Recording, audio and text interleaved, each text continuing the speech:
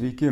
Viena tokių įdomesnių temų šiuo metu, kuri yra trende informacinėse technologijose, yra IT sauga ir dirbtinis intelektas. Pamėginkime šiek tiek pasiaiškinti, kaip šios dvi sritys, saugumas ir dirbtinis intelektas, yra susijusios ir kaip viena kitai padeda.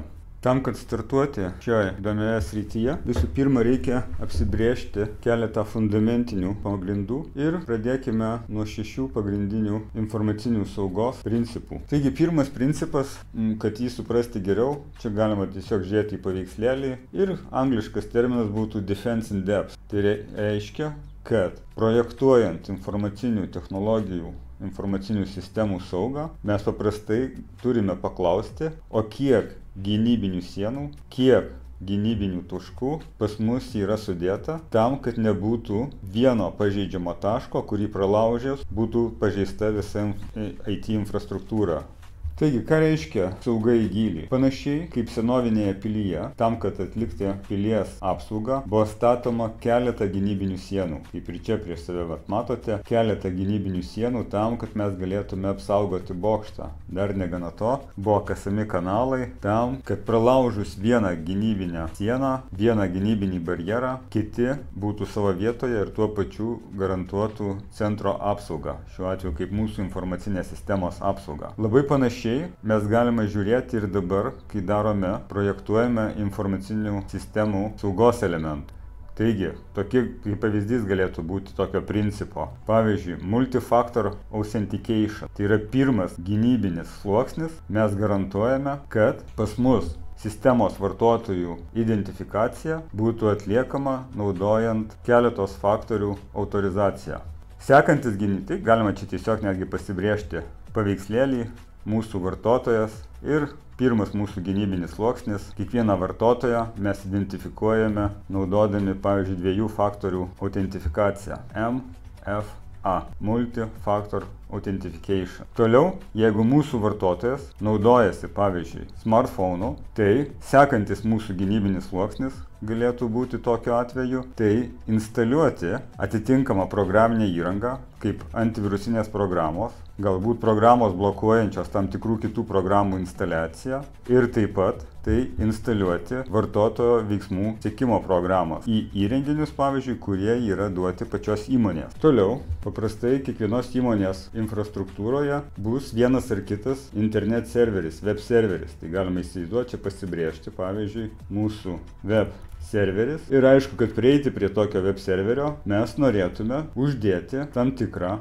ugniasienę arba firewallą. Taigi, jeigu mes norime uždėti ugniasienę, tai pavyzdžiui galima įsivaizduoti, kad trečias gynybinis mūsų sluoksnis būtų būtent firewallas, ugniasienė padėta iki web serverio, kuri kontroliuoja būtent prieigą prie mūsų web serverio. Paprastai kiekvienoje organizacijoje taip pat bus ir atskiras komponentas, arba taip galima sakyti keletą komponentų, kuriuos mes galime sąlyginai pavadinti application server. Tai yra programų serveriai. Tai aišku, kad dar vienas gynybinis sluoksnis, jeigu jau pas mus organizacijoje iš tikrųjų svarbu yra sauga, galėtų būti dar vienas firewallas, 4 gynybinis sluoksnis, kuris kontroliuoja prieigą prie būtent programų serverių. Centre kiekvienos organizacijos yra duomenų bazės. Taigi, jeigu mes kalbame apie duomenų bazės, tai pavyzdžiui, kaip paskutinis gynybinis sluoksnis, kas liečia duomenų bazės, tai vienas iš būdų jas apsaugoti, tai yra naudoti duomenų užkodavimą.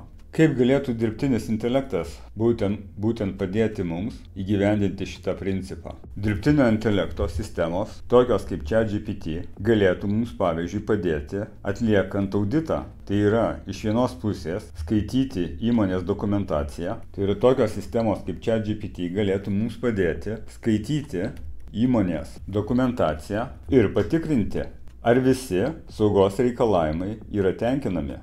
Pavyzdžių tokių, kurie demonstruotų, kaip šis principas sauga į gylį, defense in depth, yra realizuotas, galima sugalvoti labai daug. Pavyzdžiui, kitas pavyzdys tiesiog būtų vaizdo stebėjimo sistemos, kurios gali, naudojant biometrinius duomenis, pavyzdžiui, kontroliuoti fizinę prieigą darbuotojų prie IT infrastruktūros resursų. Taigi, tikiuosi, supratote pirmą pagrindinį informacinių technologijų saugos principą, Tai yra gynyba naudojant keletą sluoksnių, keletą gynybinių sienų.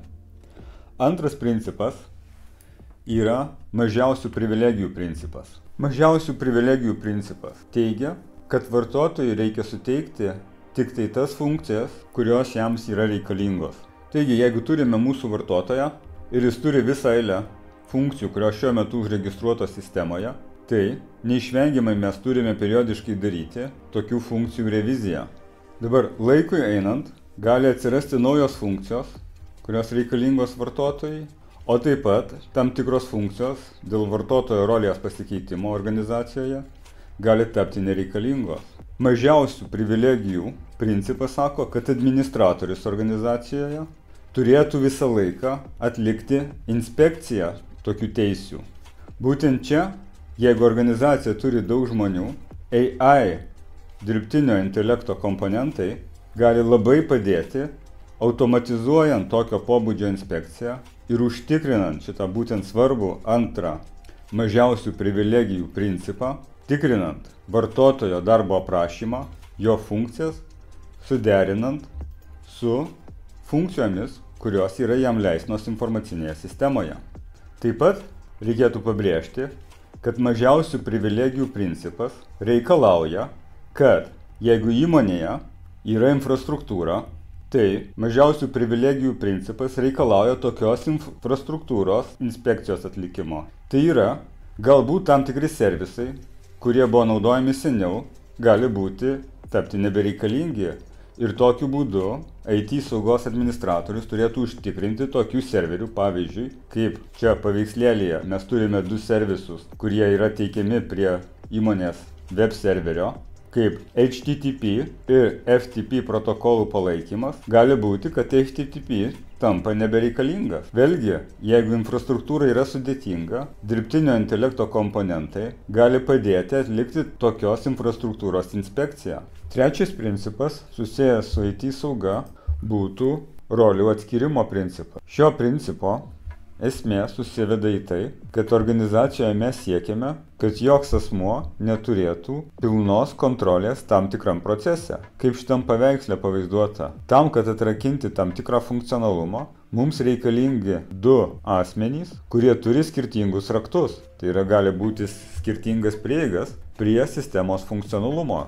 Ir tam, kad prieiti ir atlikti sistemos reikiamą funkcionalumą, abu asmenys turi dalyvauti šiam procese. Panašiai būtų, jeigu mes turime programuotoją, kuriam reikia prieiti prie duomenų bazės.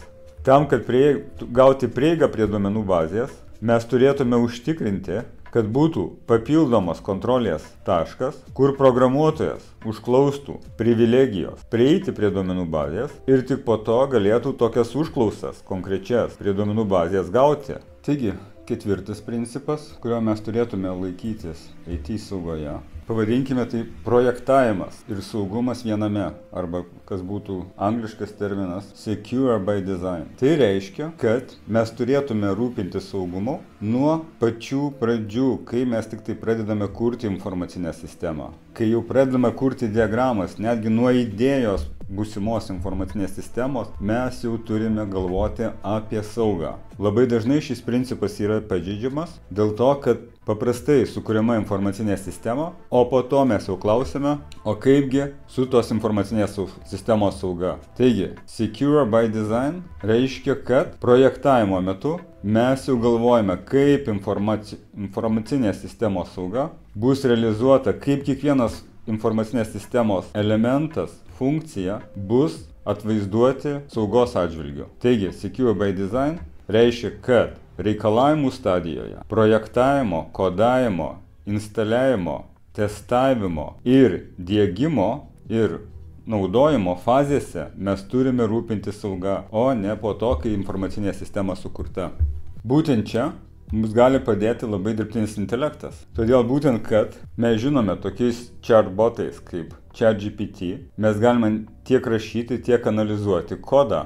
Ir būtent tokio dirbtinio intelekto agentai gali užtikrinti, kad visi aspektai, kurie mums reikalingi projektuojant informacinę sistemą, saugos aspektai, yra realizuoti. Kas dar daugiau, toks agentas gali padėti mums rašyti kodą, jau automatiškai integruodamas informacinės sistemos saugos elementus. Pavyzdžiui, dirbtinio intelekto agentas galėtų automatiškai pridėti visas reikiamas funkcijas tam, kad patikrinti vartotojo įvestį arba atlikti auditą, kas liečia vartotojo identifikavimą. Taigi, 5. principas, kurio turėtų laikytis visi informacinių sistemų inžinieriai, tai yra paprastumo principas. Pats sutrumpinimas, kuris dažnai naudojamas literatūroje, vadinasi KISS. Keep it simple, stupid. Reiškia, mes norėtume, kad sistemose sudėtingumo lygmuo būtų pamatuotas. Jeigu pasižiūrėtume šitam paveikslėlyje, iš vienos pusės, jeigu mes informacinę sistemą padarytume ant tiek sudėtingą,